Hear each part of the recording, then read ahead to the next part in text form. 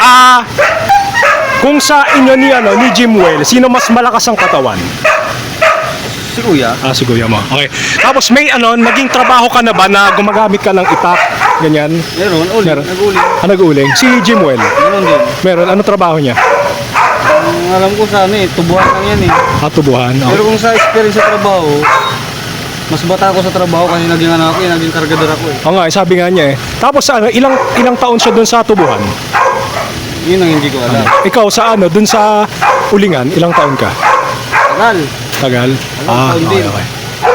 Sige, sige. Naranasan mo ba magsaka? Hindi ko naranasan. Ano? Pero naranasan ko rin isang bisis. So, hindi ko talaga habi magsaka. Habi ko talaga magkargador. Kargador, ganyan. Hardin, naranasan mo na? Hardin, gardening. Gardening. Oo, naranasan mo. Gardening. Si Jimwell marunong din nun? Marunong. Gardening. Tapos kayo marunong ganun. Pero mga ilang taon kayo sa gardening? Sa garden. Garden ba o? Gardening. Kasi Gardening. gardening, hardin. Taon din kasi sa school eh.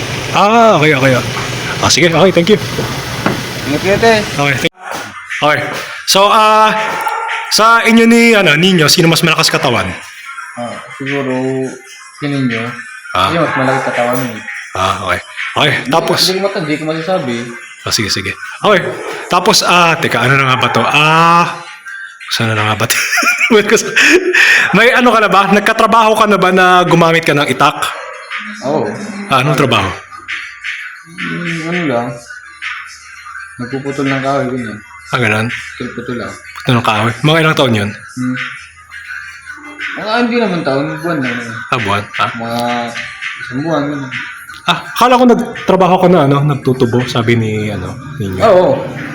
Tubo. Buwan lang yun. Buwan lang. Tapos, nag-gardening ka rin ba? Naranasan mo? Ano? Hardin? Gardening. Hardin. Alam mo yun, gamitin ng mga halaman, ganun. Yung mabigat din ang trabaho yun. Pero gumaga, kasi yung pag nag-garden ka, siyempre may mga nakalagay sa paso, malaki. Lalagay mo yung halaman doon sa paso, siyempre may, mabigat yun eh. Bubuhatin mo. Pero gumagamit ka ng itak doon? Oo, siyempre. Siyempre tatabasin mo mga So kung susumahin, yung trabaho mo na yung sa tubo, ganyan, tapos sa na ba yung puputol ng kahoy, tas yung sa hardin, mga yun, ilang buwan? Pero mga ilang buwan yan kung susumahin? Sa may kalating taon yun. Ay hindi, sa hardin, 2 taon. Sa pagtutubo naman, pagputol ng tubo, mga 6 na buwan. Kalating taon yun eh. Kalating taon. Tapos, sa pagputol ng kahoy din yung sarsid line, yung ganyan. Mga isang buwan. Yun. Isang buwan? Oo. Okay. Ala ka ng ibang trabaho na gumagamit ka ng itak, patalim, ganyan. Na-try mo na ano na nga ba yun? Matadero? Oo. Gamit ako depende sa itak, kasi yung parang agos ka. Marunong ka nun. So, matadero ka rin pala. Ano pa, wala kang nang naiisip na gumagamit ka ng tatadtad ka ng ganyan, ganong trabaho? May lang sa itak. Ang paborito kong itak yung karet eh.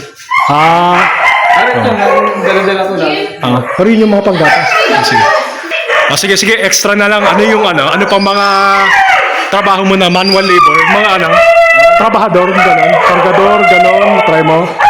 Hindi. Si Ninyo pala yung kargador. Kala ko ikaw yung kargador. Sige. Pero lifeguard, for sure, pareho kayo. Okay? Hindi ako talaga. Okay. Yeah. Nagtang ko 6 eh. 1, 2, 3, 4, 5, 6, 7, 8, 9, 9, 9, 9, 9, 9, 9, 9, 9,